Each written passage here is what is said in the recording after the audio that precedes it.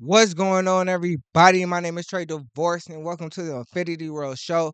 I hope everybody out there is feeling good and feeling blessed. I'm feeling good. I'm feeling extremely blessed, man. Today we got a great show. Today we got an excellent show, man. I hope everybody having a great start today weekend, man. Let's get to it. So we going over Jimmy Wilson, sentenced to die over $1.95 in 1957. Alabama, man. That sounds crazy. But I'm not surprised, man. Shout out to Julian Johnson's Law. Let's get to it. In the last video, I told you about a little black girl who was brutalized, both outside of the courtroom and inside it. She got no justice. The legal system didn't protect her. It erased her, treated her like she was nothing.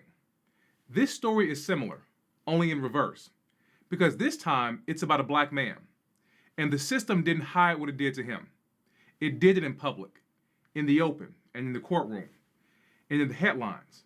And still, he was treated just like that little black girl, like he was nothing, like he didn't matter.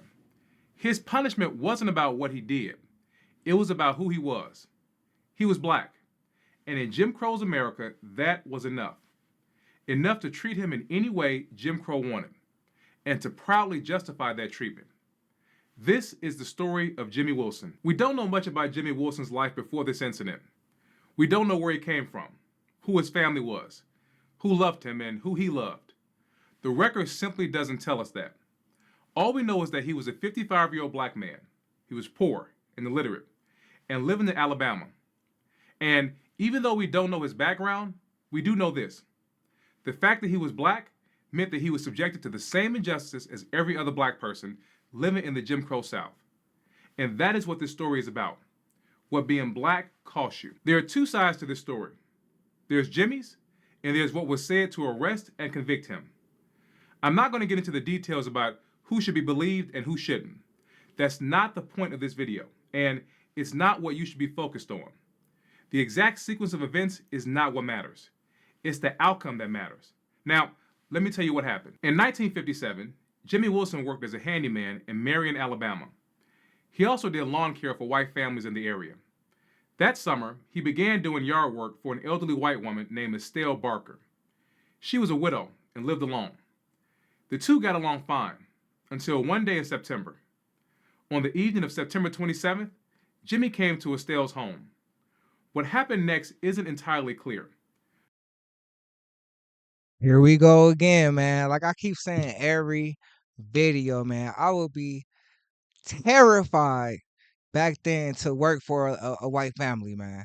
Or just a white person. I would be terrified because any day, any hour, any minute, they could just make up something and your life is over. It's over.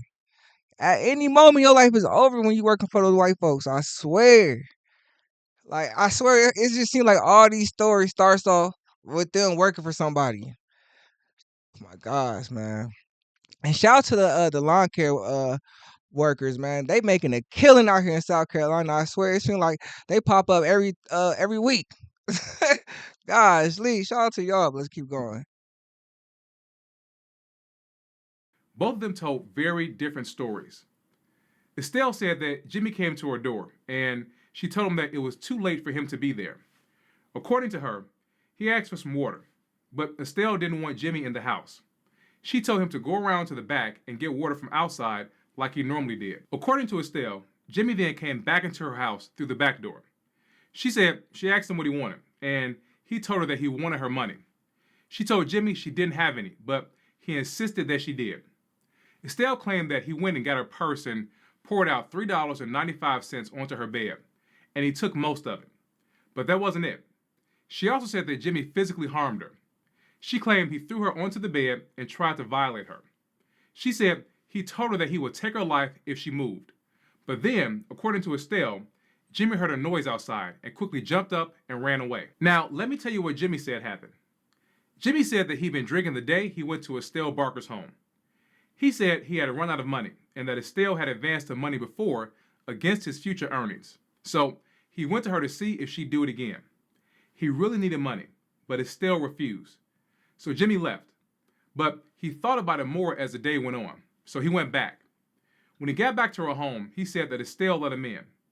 Jimmy said that once inside, the two argued over the money. But then, she reached into her purse and took out some change and threw it. Jimmy asked for more, but she said she didn't have any more.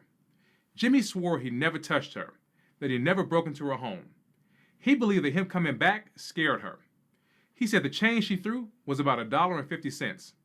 He remembered that because he said that's what he paid to the cab driver who drove him home from Mrs. Barker's back to his house. Regardless of what was being exaggerated and what was not, what happened next is not in dispute. Estelle called the police, and Jimmy was picked up by the police 2 days later. Estelle identified him in a police lineup of 5 men at the Perry County jailhouse. I'm not even gonna lie, like dang, Jimmy, fuck, why you? That's crazy. I ain't gonna lie, I can't believe Jimmy did that. I ain't saying he touched her, but dang, like I ain't gonna lie, 1957, I ain't going to no white woman house and going inside arguing with her, and I ain't gonna lie. I can tell you that I'm not doing all of that. I know for a fact I wouldn't be doing all of that in 1957. I'm faded. You going to a white woman house, or old white woman at that, or old white woman house. She lets you in. You ask for money. She says she ain't got. Y'all start arguing. Y'all start arguing. She throw the money on the ground, and then you did. I ain't gonna lie. That story, man. Let's keep it going. Officials claim that Jimmy confessed to going to the home with the intention of robbing Mrs. Barker. Jimmy will later deny that he ever confessed to the crime. Jimmy was quickly charged with a capital offense that carried the death penalty. Jimmy's case was about race. His charge was about race, that he was black, and black in Alabama at a time when black people were standing up and demanding their rights. Alabama was constantly in the news in the 1950s, in the ongoing struggle for civil rights. It was where the civil rights movement was beginning to take shape. Dr. Martin Luther King Jr. was a new 26-year-old preacher in town. He was pastoring at the Dexter Avenue Baptist Church in Montgomery and led the Montgomery bus boycott. The fight for change was being waged with fierce determination. But the fight to keep racial segregation in place was just as strong. In March of 1957, a local white judge named Walter B. Jones wrote a piece in the local newspaper that articulated the sentiment many white Southerners felt. It was titled, "I Speak for the White Race." He said his race was under attack and being unjustly treated. It was full of grievances about how whites were being assailed by newspapers and judges and foreign interests. He said the claims being made about white people weren't true, and that the real reason behind these attacks was to dilute white purity. He said his race would never submit to that, and that the race would remain white. This was the world that Jimmy Wilson found himself in when he made a decision that would land him in a death penalty case over $1.95. Jimmy went on trial on October 22, 1957. Judge L.S. Moore presided. Jimmy was appointed 2 lawyers to represent him: State Representative Judson C. Locke and attorney Sheldon Fitz. The case was prosecuted by Solicitor Blanchard McLeod. The jury was all white.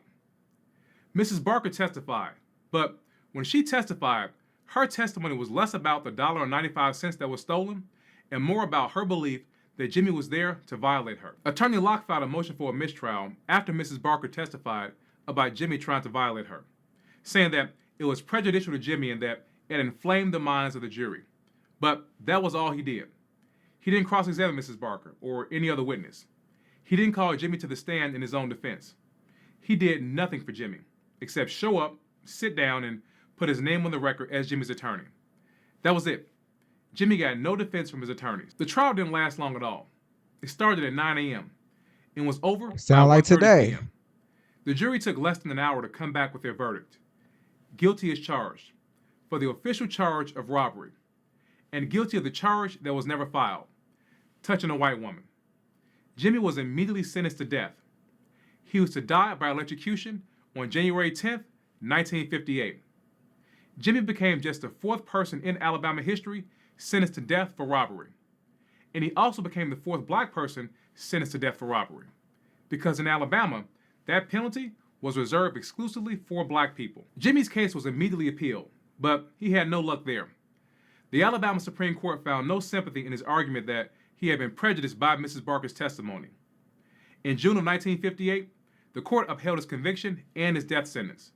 The court said that his trial had shown that there was no unfairness at all. After Jimmy's appeal was denied, his lawyers came off the case.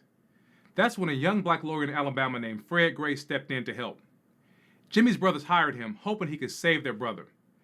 I could literally talk about Attorney Gray for hours. His contributions to advancing civil rights for black people is unmatched. He represented Claudette Colvin, the black teenager who refused to give up her seat before Rosa Parks. He would later represent Mrs. Parks and also Dr. King and countless other black people in the fight for civil rights in Alabama. By this time, Jimmy's case was beginning to get attention. The shocking nature of his charge and penalty, combined with everything happening in Alabama during the civil rights movement, made it a headline. And Attorney Gray was working on Jimmy's case, but he didn't have the backing of the NAACP like he normally would. And it wasn't because the NAACP didn't believe in Jimmy's case. Thurgood Marshall and other talented black lawyers couldn't help Jimmy. In 1956, the state of Alabama had taken an unusual step. It banned the NAACP from operating in the state. Alabama claimed that the NAACP wasn't properly registered with the Secretary of State. But this wasn't about paperwork. Southern states had used this same tactic as retaliation for the NAACP's organizing and legal victories for black people. Louisiana, South Carolina, Georgia, and Texas had all done the same thing, and it greatly hampered the NAACP's ability to step in and support court cases that were critical for the fight for civil rights and racial justice. And that's when Dr. Martin Luther King Jr. stepped in to help. After the Hold on. That's exactly the reason why I be so hard on the NAACP now, because look at all the greatness they was doing back then, all the work and all the work they was doing back then. They was doing so much work, so much good work that they was starting to get banned from states. And it just feel like they just disappeared. Like the NAACP now is just like gone. Like they just like not even a thought no more. Like man, that's why we so hard on like, cause where y'all go? We need y'all. We needed y'all, man. Y'all just disappeared on us. Fucking like that, like the Avatar, nigga. Nigga just disappeared when the world needed it, when we needed y'all the most. Let's keep it going.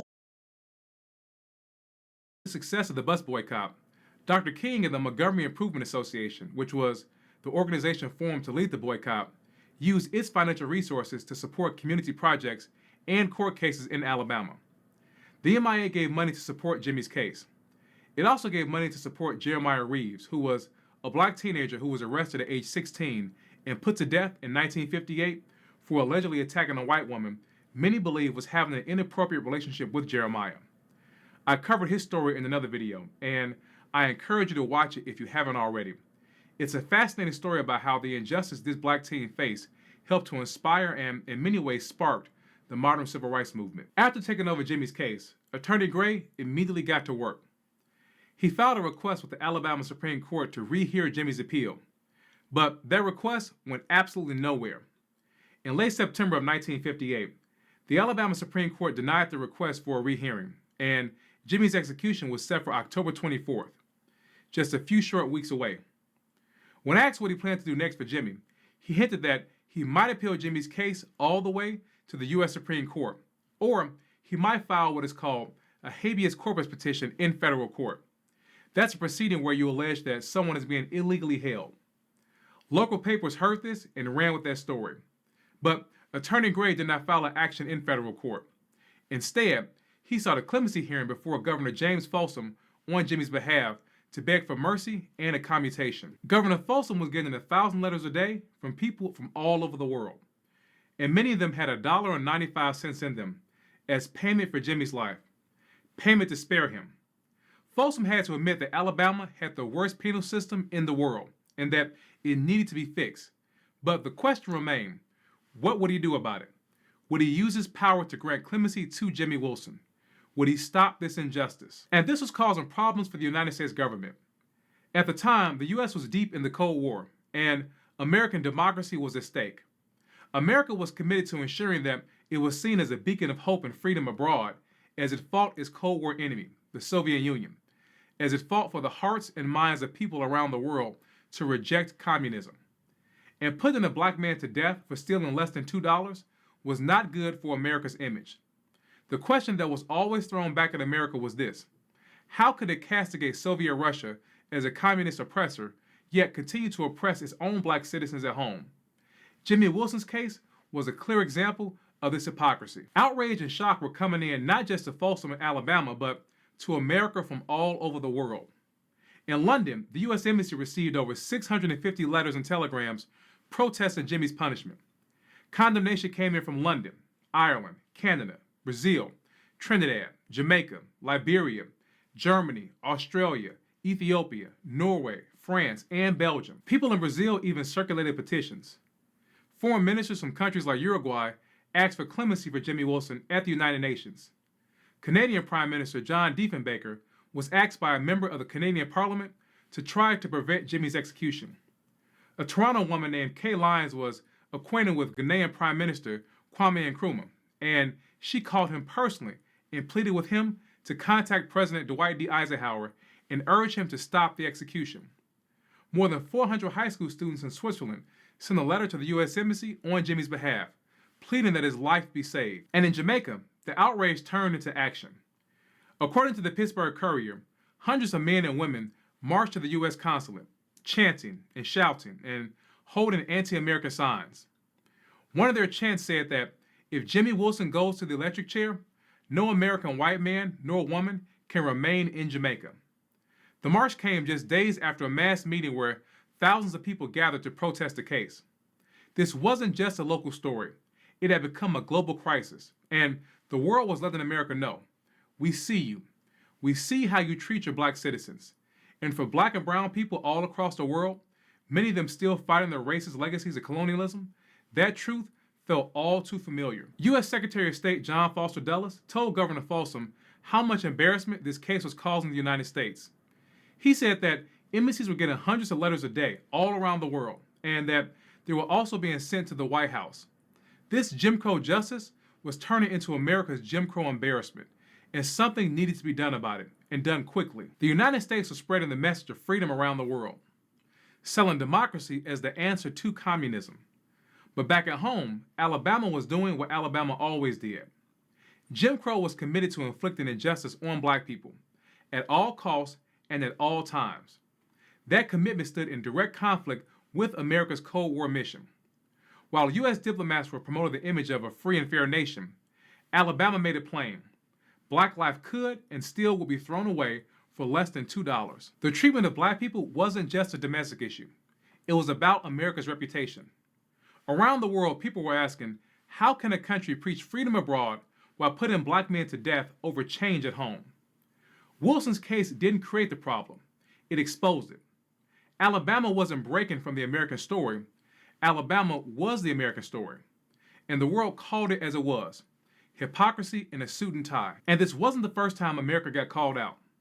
The Soviet Union didn't even need to lie. All it had to do was reprint the truth. Stories from the U.S. newspapers, like the one about Maceo Snipes, a black man in Georgia who was lynched after being the only black person in his district to vote. These weren't just headlines. They were ammunition in a global war for credibility. Even in Brown versus the Board of Education, the landmark case that ended legal segregation in schools, Cold War politics found its way into the courtroom. The State Department gave input to the Justice Department, urging them to frame segregation not just as a moral failure, but also as a diplomatic risk. Because if the U.S. didn't confront its racism, it risked losing the very thing it was trying to sell to the world, and that was freedom. Now, I don't want us to rush through this story, because there's an element we haven't talked about. Jimmy. We've talked about Jimmy's case, but not Jimmy Wilson. Everyone was talking. The press was printing headlines. The letters were pouring in. Politicians were scrambling to fix this diplomatic damage. But who was talking about Jimmy? So I ask again, what about Jimmy Wilson? He was the one sitting on death row. He was the one they wanted to strap down and electrocute. He was the one who woke up every morning not knowing if that would be the day they flipped the switch on him. Here he was, a 55-year-old black man, poor, illiterate, alone, facing death over $1.95. Yes, the world was speaking out, but Jimmy was the one whose life was hanging in the hands of people who had never cared about black people before.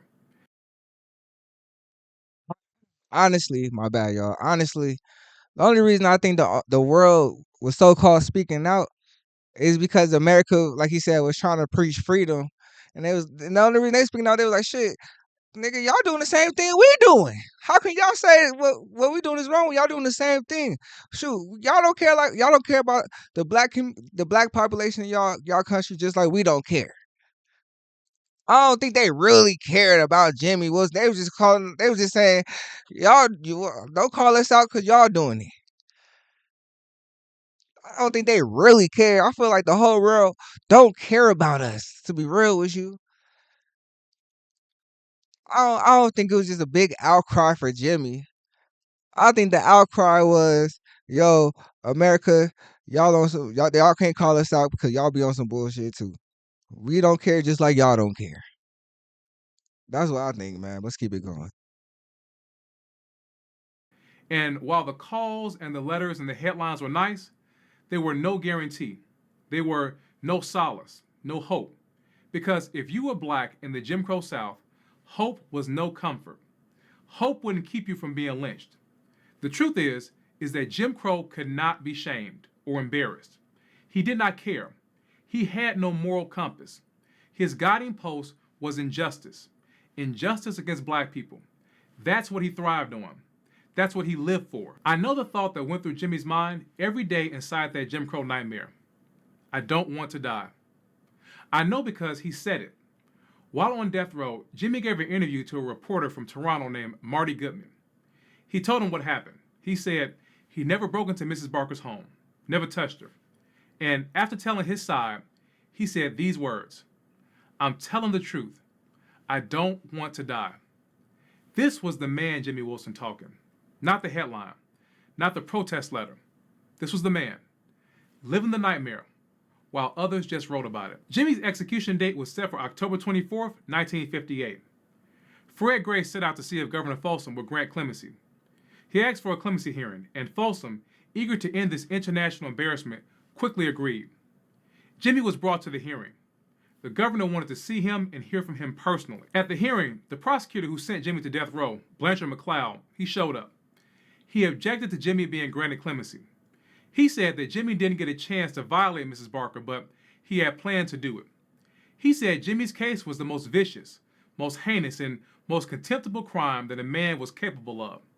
He wanted Jimmy to die for stealing $1.95. Attorney Gray told the governor the truth. He said that if Jimmy had been a white man, he would have never been given the death penalty. He said this was a result of a prejudiced jury. And he told the governor that America's prestige, as well as Alabama's, had to be protected abroad.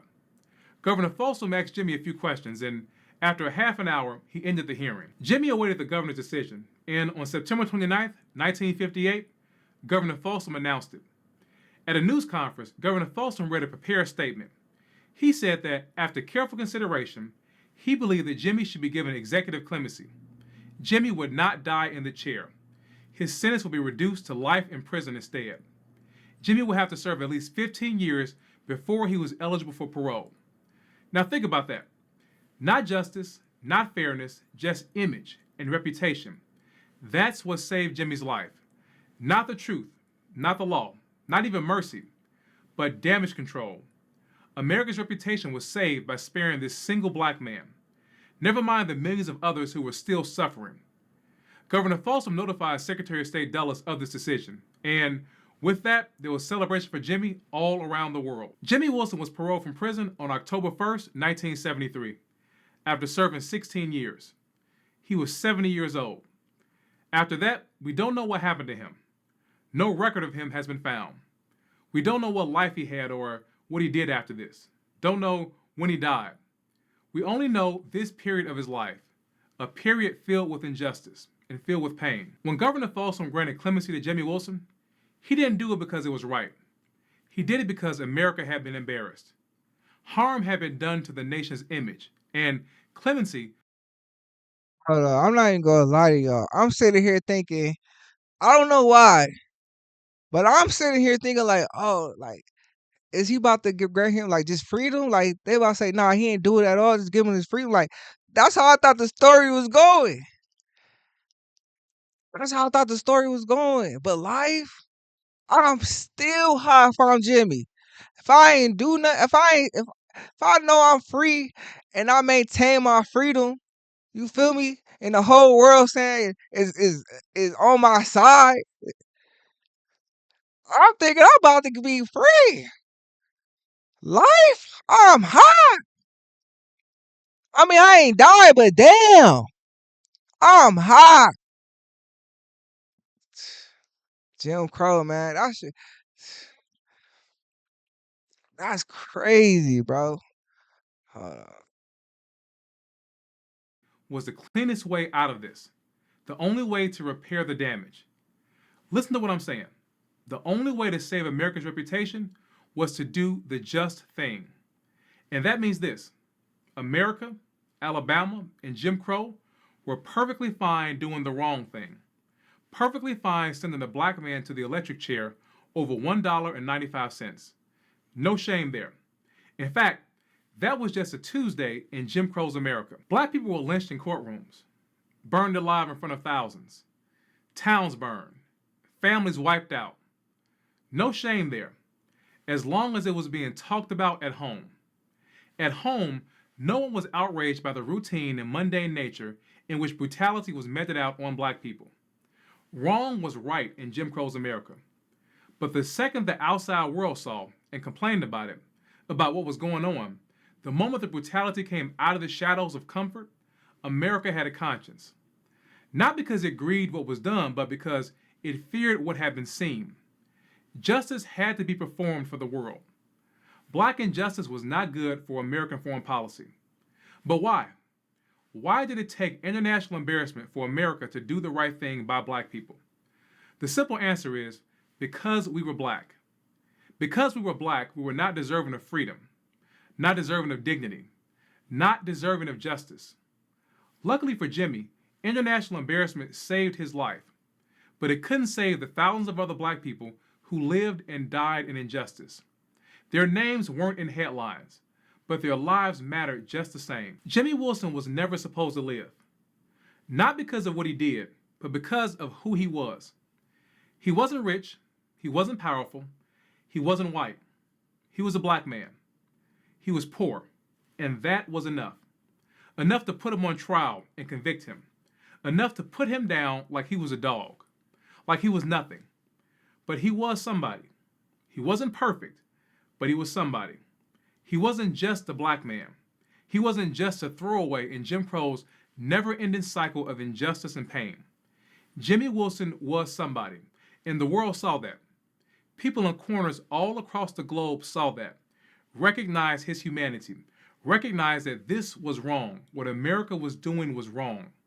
The world recognized what black people have been experiencing for centuries, pain and horror inflicted for the fun of it. And the world said Jimmy Wilson's name, told his story, shamed America.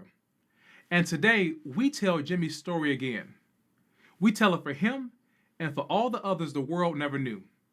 For all those enslaved, for all those lynched, for all those humiliated, for all those attacked and beaten, for all those stripped of their dignity, for all those who endure segregation, for all those who never got to stand proud because America put the weight of oppression on them every day of their lives to crush black people. We're going to tell this story for them, and we're going to keep telling them.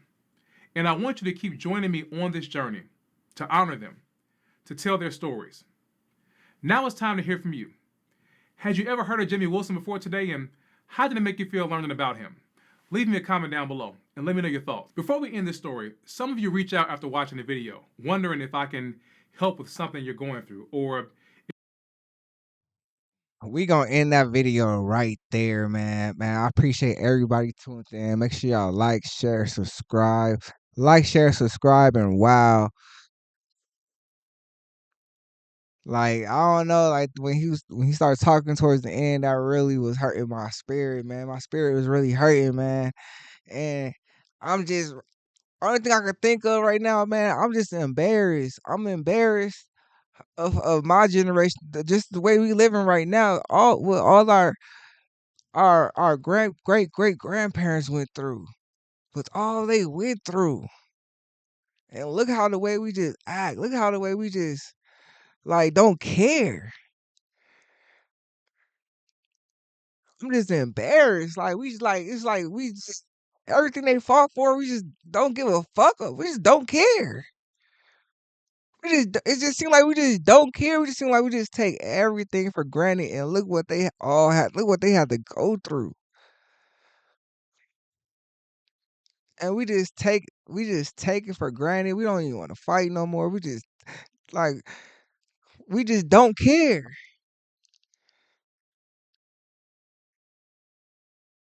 Like wow, like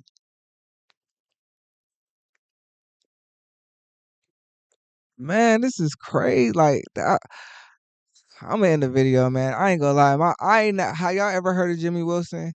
I never heard of Jimmy Wilson. This is my first time, man. And I'm hurt, man. My spirit is hurt, bro. I'm gonna see y'all later, man. Peace out. Do, do, do.